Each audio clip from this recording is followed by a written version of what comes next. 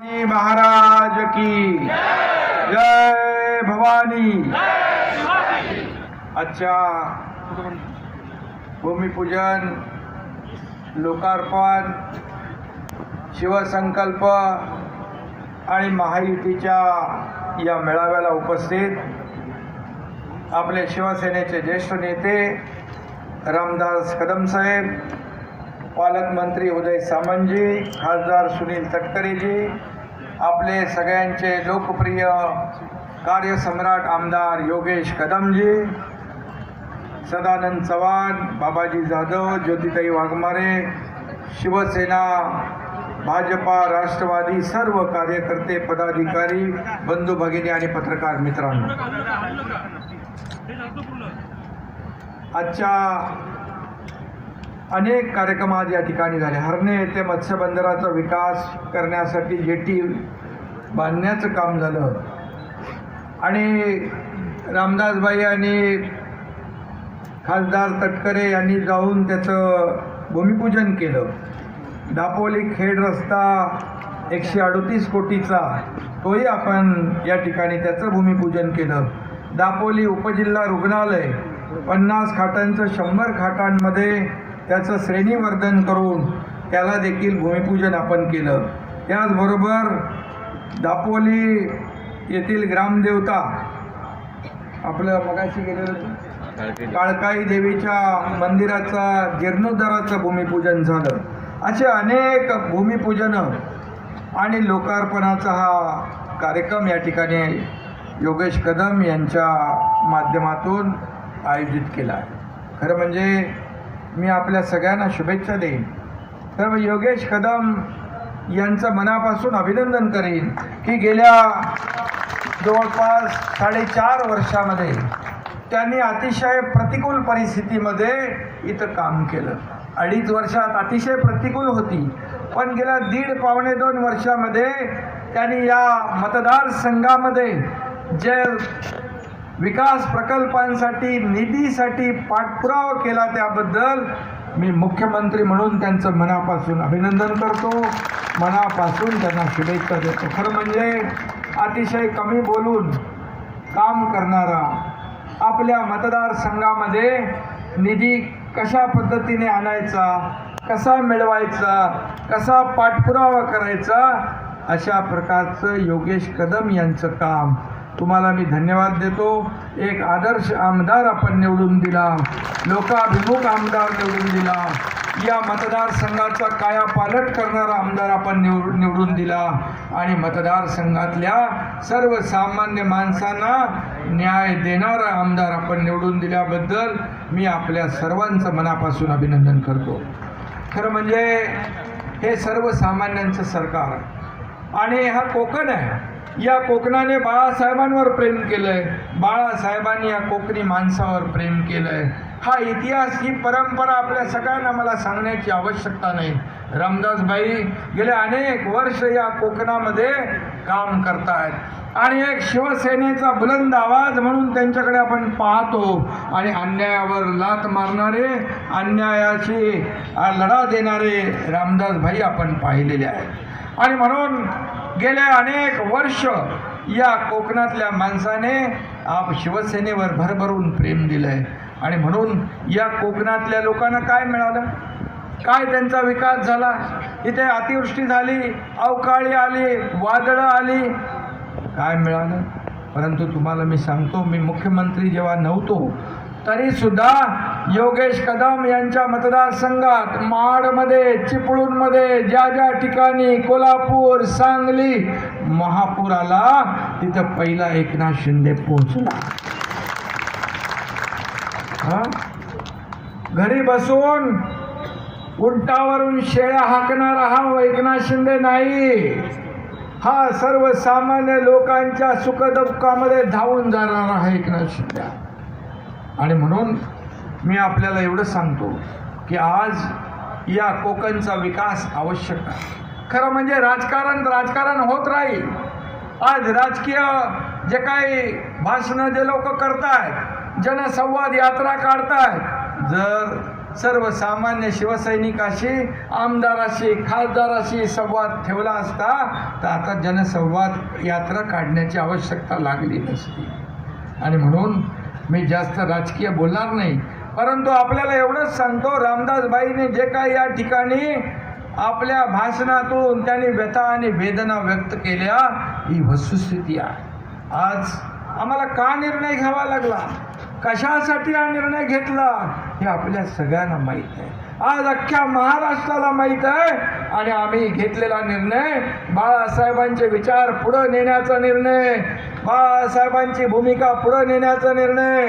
आज महायुतीमध्ये आपण निवडून आल्या, युती शिवसेना भाजपा युतीमध्ये आपण निवडून आलो. सरकार शिवसेना भाजपा युतीचं व्हायला पाहिजे होतं, परंतु स्वतःच्या स्वार्थासाठी, खुर्चीसाठी बाळासाहेबांचे विचार, भूमिका या सर्वसामान्य लोकांच्या मनातलं सरकार स्थापन करण्याची आवश्यकता होती, पण दुर्दैवाने ते झालं नाही. तरी सुद्धा रामदासबाई काय, मी काय, योगेश काय, उदय सामंत काय आम्ही काम करत होतो.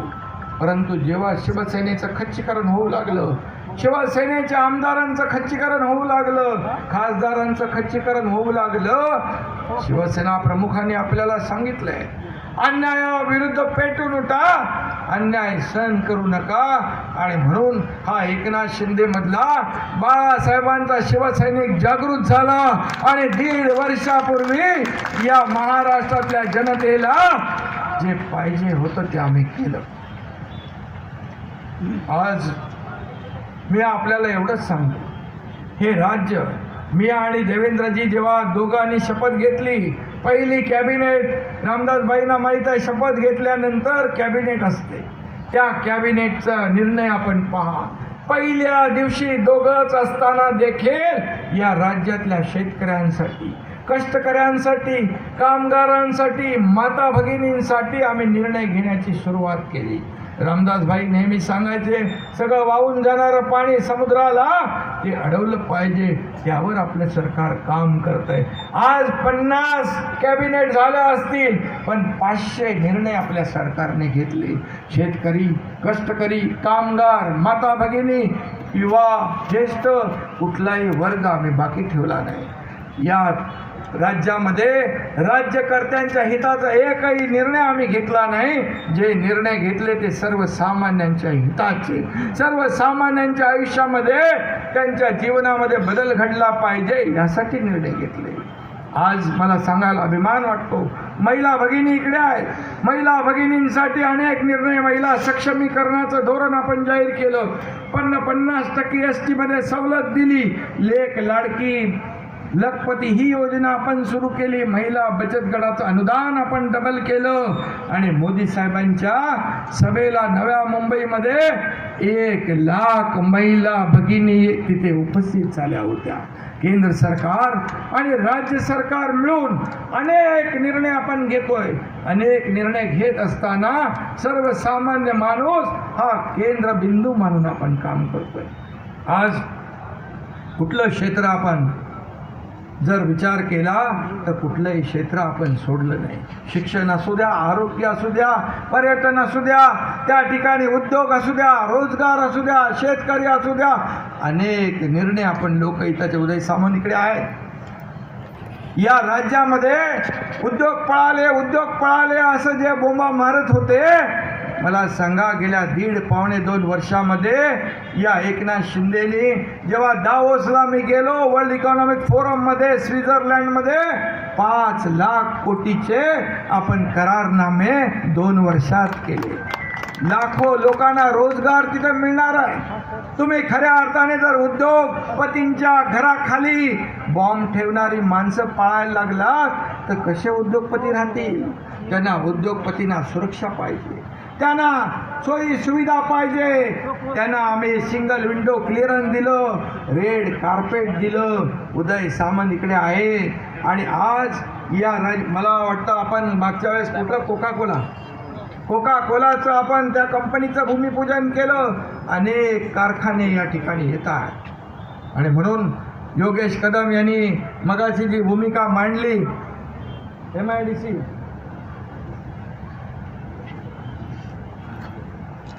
आणि MIDC असेल, या ठिकाणी मंडणगड तालुक्यासाठी नवीन MIDC ची घोषणा करावी अशी मागणी त्यांची आहे. मी उद्योग मंत्र्यांना सांगतो, तो निर्णय तात्काळ घ्या. मंडणगड येथे MIDC झाली पाहिजे. मंडणगड तालुक्यासाठी 50 बेडचं उपजिल्हा रुग्णालय देखील मिळेल, हा एकनाथ शिंदेचा शब्द आहे. दापोली उपजिल्हा रुग्णालयामध्ये वैद्यकीय अधिकारी, डॉक्टर नाही, हे सर्वसामान्यांचं सरकार. ह्या सर्वसामान्यांच्या सरकारमध्ये सर्वसामान्य माणसाला न्याय देण्याचं काम करण्यासाठी आपण 1.5 लाखाचं जे महात्मा ज्योतिबा फुले विमा योजना 5 लाख रुपये केली. सगळ्या अटी शर्ती काढून टाकल्या भाई. त्याच्यामध्ये आता 12.5 कोटी जनतेला 5 लाख रुपयाचा उपचार मोफत मिळणार. आणि म्हणून हे जे काही योगेशने जे मुद्दे मांडलेले आहेत, हे मुद्दे सर्वसामान्य लोकांना न्याय देणारे आहेत, सर्वसामान्य माणसाच्या हिताचे आहेत. कोकणामध्ये जलसंधारणाची कामं जास्ती लागली पाहिजे, जास्ती झाली पाहिजे, यासाठी मी मंत्री संजय राठोड यांना सूचना दिलेल्या आहेत. आणि रामदासबाई जेव्हा नेहमी सांगतात किती 65 TMC जे वाहून जाणारं पाणी, हे मी त्याला प्राधान्य देतोय. आपलं जे कोकण क्षेत्र विकास महामंडळ आपण प्राधिकरण केलंय, त्याच्यात रामदासबाई पहिल्या नंबरला हे वाहून जाणारं पाणी अडलं पाहिजे.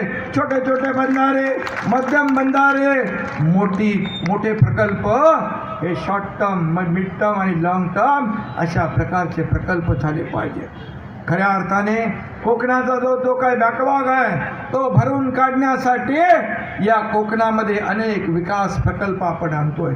आज सागरी महामार्गाचं काम सुरू आहे, त्यामुळे पर्यटन विकास होणार, चालना मिळणार. मगाशी तटकरे साहेबांनी उल्लेख केला रेवस कारंजा, याचं देखील लवकर काम सुरू होईल.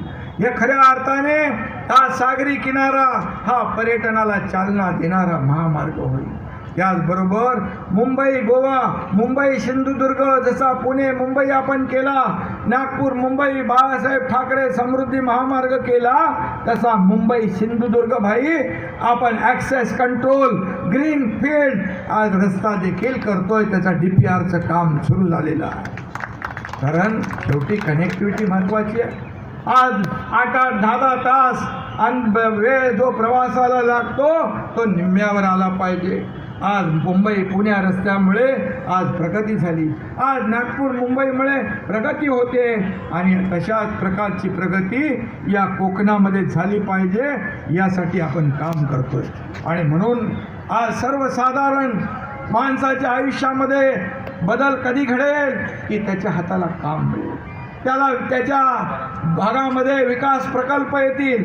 आज सागरी महामार्ग असेल, कोकण क्षेत्र विकास प्राधिकरण भाई त्याला 500 कोटी रुपये आपण तरतूद केलेली आहे. यामधून छोटे मोठे प्रकल्प होतील, रस्ते होतील, मेडिकल कॉलेज आपण रत्नागिरीचा निर्णय घेतला.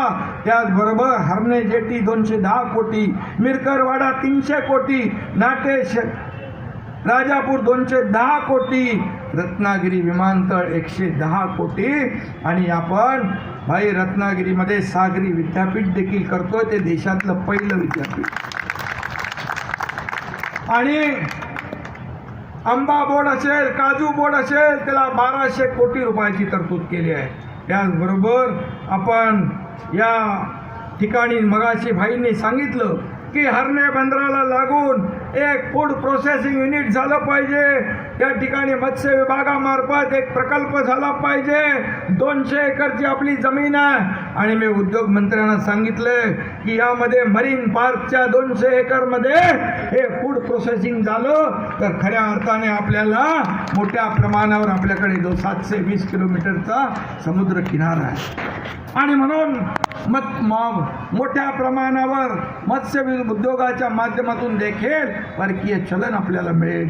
आपल्या मच्छीमार लोकांना चांगले पैसे मिळतील, त्यांचं जीवनमान उंचावलं जाईल. आणि म्हणून यासाठी देखील हे आपल्याला केलं पाहिजे, ते नक्की आपण करू. आणि म्हणून मी आपल्याला एवढंच सांगतो, खऱ्या अर्थाने या देशाचे प्रधानमंत्री, नरेंद्र मोदी साहेब यांना मगाशी रामदासभाई यांनी सांगितलं, तटकरे यांनी सांगितलं, योगेश कदम यांनी सांगितलं की यावेळेस पुन्हा एकदा या देशात मोदी साहेबांचं फिर एक बार मोदी सरकार आलं पाहिजे. आणि त्यांनी जे 400 पारचा आकडा घोषित केलाय, आपलं काम आहे, आपलं कर्तव्य आहे या राज्यातून 45 पार अशा प्रकारचं आपलं योगदान या मोदीजींच्या पाठीशी उभं केलं पाहिजे. कारण मी अभिमानाने सांगतो, हे डबल इंजिन सरकार आपला कुठलाही प्रस्ताव केंद्राकडे गेल्यानंतर त्याचा कधी तो एकही पैशाची कपात न करता मंजूर केला जातो. आणि म्हणून आज विकासाची चौफेर घोडदौड आपण पाहतोय.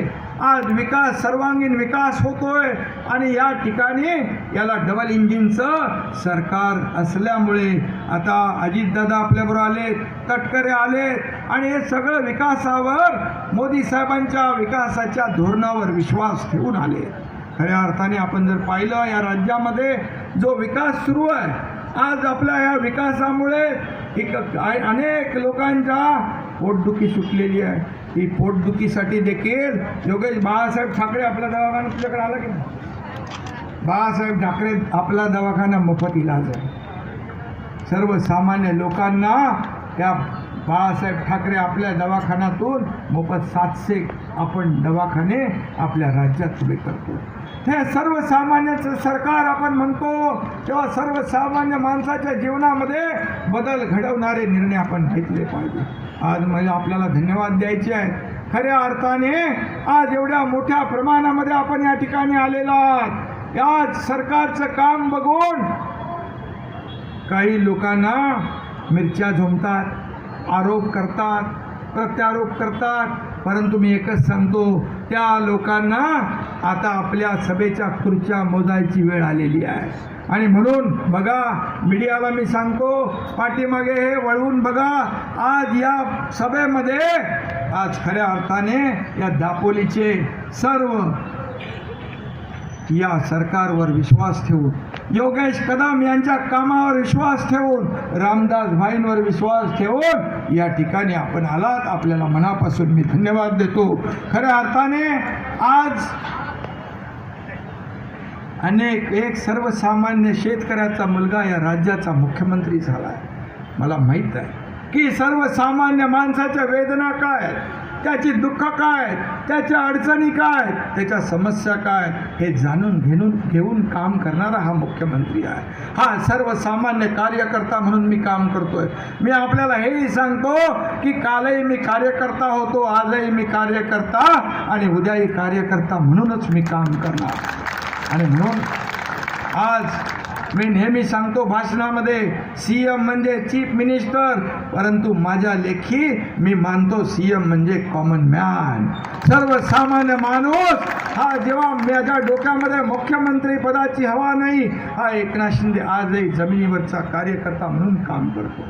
आणि म्हणून मला आपल्या दुःखाची, वेदनेची आणि सर्वसामान्य माणसाची समस्यांची जाणीव आहे. आणि म्हणूनच काही लोक त्यांच्या पायाखालची वाळू सरकली आहे, त्यांना हे सगळं बघवत नाही आणि मग आरोपावर आरोप करणं. मगाशी रामदासभाईंनी जे व्यथा व्यक्त केल्या त्या खऱ्या आहे. आज मुख्यमंत्री राहिलेले आपले मनोहर जोशी सर, त्यांना कसा त्यांचा पाय उतारा केला, भरलेल्या स्टेजवरून त्यांना खाली उतरायला लावलं. रामदासभाईंना देखील षण्मुखानंदमध्ये सभेला मी सांगितलं, येऊ नका या ठिकाणी तुमचं अशा प्रकारचं अपमान करण्याचं कारस्थान सुरू आहे. माझं त्यांनी ऐकलं आणि ते आले नाही, त्यांनाही कळलं. आणि असा कुठं काय असतो का पक्ष, असा कुठं नेता असतो का आपल्या माणसांना खच्ची करायचं. योगेश कदम याचं विधानसभेमध्ये तो निवडून आल्यानंतर त्याच्या पाठीशी उभं राहायचं काम पक्षाने करायचं असतं. आज मी आपल्याला सांगतो, आज 50 आमदार, 13 खासदार या एकनाथ शिंदेच्या पाठीशी का उभे राहिले? कारण हा एकनाथ शिंदे सुख दुःखामध्ये त्यांच्या पाठीशी उभा राहतो, दिलेला शब्द पाळतो. एकदा शब्द दिला की कधी तो फिरवत नाही. आणि म्हणून रामदासभाईंनी सांगितलं ते बरोबर आहे. खऱ्या अर्थाने आज एखाद्याच्या चेहऱ्यावर एखाद्याच्या बोलण्यावर विश्वास ठेवता कामा नये. मी नेहमी सांगतो, एक चेहरे पे कई चेहरे लगा लेते हैं लोग, अशी काही माणसं आहे. आणि म्हणून मी टीकेला टीकेने उत्तर देत नाही, आरोपाला आरोपाने उत्तर देत नाही. मी त्यांना कामातून उत्तर देतो. आणि माझं काम आज पाहिलं आपण, या सरकारने हजारो कोटीची कामं या दापोलीमध्ये योगेश कदमच्या मतदारसंघामध्ये केलेली आहे. असा आमदार पाहिजे, त्यांनी पाठपुरावा करून निधी मिळवण्यासाठी जी काय तकतक केली, जी काय धडपड केली, जो काय पाठपुरावा केला, त्याच्या मागे मुख्यमंत्री म्हणून, या राज्याचा मुख्यमंत्री म्हणून उभा मी राहिलो. आणि योगेशला हे सांगतो, काळजी करण्याचं कारण नाही. 1.5-2 वर्षामध्ये आपण असे निर्णय घेतलेत, या पुढे देखील जे जे तुला या ठिकाणी हवंय ते देण्याचं काम हा एकनाथ शिंदे करेल. कारण शेवटी हे सरकार आपलं आहे. हे सरकार, हा कायदा कुणासाठी पाहिजे? सर्वसामान्य माणसासाठी पाहिजे. आणि म्हणून ते मानणारा मी आहे. आणि म्हणूनच आज थोड्याशा काळात हे सरकार लोकप्रिय झालं. हा मुख्यमंत्री सगळ्यांना आपला वाटतो, कारण मी देखील माझ्या सर्व सहकाऱ्यांना मुख्यमंत्री समजतो. मी स्वतःला कार्यकर्ता समजतो, पण माझ्या सहकाऱ्यांना मी मुख्यमंत्री समजतो. आणि म्हणून आज माझ्या या ठिकाणी तुम्हाला सगळ्यांना मनापासून खूप खूप शुभेच्छा आहेत. बोलायला खूप आहे, परंतु वेळेवर मला पोहोचणं आहे. आणि म्हणून तटकरे साहेब, आपणही इथे आहात, तुम्हाला शुभेच्छा देतो मी. आणि ही सगळी ताकद जी आहे, महायुतीचा उमेदवार, लोकसभेचा उमेदवार, त्याच्या पाठीमागे शिवसेना खंबीरपणे उभी राहील आणि महायुतीचा धर्म पाळेल. कारण आपल्याला एक एक खासदार महत्त्वाचा आहे. आदरणीय प्रधानमंत्री मोदी साहेबांचे हात आपल्याला बळकट करायचे आहेत. आणि पुन्हा एकदा मोदी साहेबांना अतिशय भरपूर अशा बहुमताने, त्यांचा 400चा आकडा आहे, आपला 45चा आकडा आहे, त्यासाठी एक एक खासदार आपल्याला महत्त्वाचा आहे. आणि म्हणून मी आपल्या सगळ्यांना शुभेच्छा देतो, मनापासून आपल्याला धन्यवाद देतो. योगेशला पुन्हा एकदा योगेशचं अभिनंदन करतो आणि सगळ्यांना शुभेच्छा देऊन थांबतो. जय हिंद, जय महाराष्ट्र.